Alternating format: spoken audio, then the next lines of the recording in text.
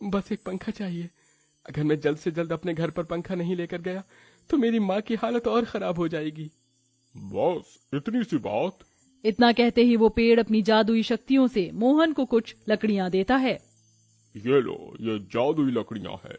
इस जादुई लकड़ी से जब तुम पंखा बनाकर अपने घर में लगाओगे तो इसकी हवा किसी ऐसे एसी कूलर से ज्यादा ठंडी होगी और ये जादुई लकड़ी का पंखा तुम्हारी किस्मत भी बदल देगा। मोहन जादुई लकड़ियों को घर लेकर आता है और उससे कुछ घंटे में एक लकड़ी का पंखा बनकर तैयार कर देता है और उसे छत पर टांग देता है। मोहन जैसे ही जादुई पंखे को चलाता है तो उसके अंदर से ठंडी ठंडी हवाएं आने लगती हैं।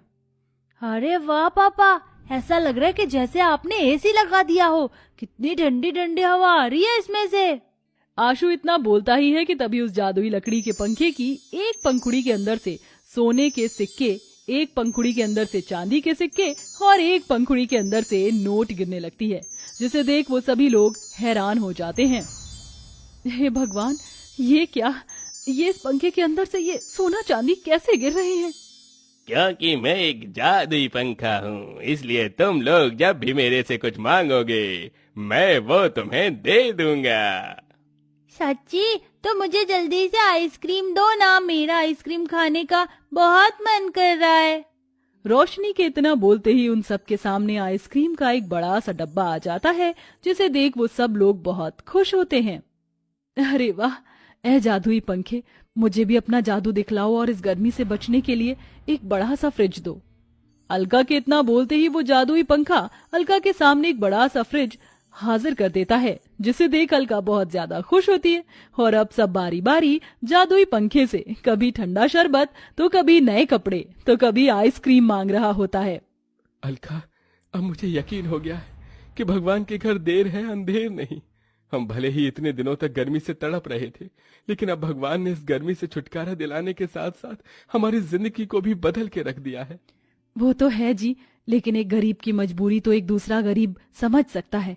हमारे गांव में ऐसे घर हैं जहां पर पंखा नहीं है और इस गर्मी में बिना पंखे के जिंदगी कैसी गुजरती है, ये तो हम भली भांति जानते हैं। मैं सोच रही थी जैसे उस जादुई लकड़ी से आपने हमारे लिए ये जादुई पंखा बनाया है, वैसे ही आप उन लोगों के लिए भी जादुई पंखा बनाएं और उनकी मदद कीजिए। भगवान ने हमारी मदद की है और हमें दूसरों की मदद के काबिल भी बनाया है। अलका, तुमने तो मुझे बहुत अच्छी तरकीब बताई है। मोहन वापस उस वन देवता के पेड़ के पास जाता है और उससे ढेर सारी जादुई लकड़ी मांगता है और अब मोहन उन लकड़ियों से काफी सारे जादुई पंखे बनाता है और एक छोटी सी दुकान खोलकर लोगों को बेचना शुरू कर देता है। बेटा, ये पंखा कितने का है? बाबा, ये तो मुफ्त है, आपको इसके लिए पैसे देने की कोई जरूरत नहीं है। अरे सच में बेटा, ये हम गरीबों के लिए मुफ्त है। भगवान तेरा भला करे। मेरा परिवार तो इस गर्मी से तड़प तड़प कर अपनी जिंदगी जी रहा था, लेकिन अब लगता है अब मेरे परिवार को भी इस गर्मी के मौसम में ठंडी राहत मिलेगी। मोहन गरीब लोगों को मुफ्त में कुछ जादुई पंखा देता है, जिसकी मदद से अब उन गरीब लोगों के काफी ज्यादा मदद होती है। मोहन अब अपने परिवार और उस जादुई पंखे के साथ खुशी खुशी अपनी जिंदगी जीता है।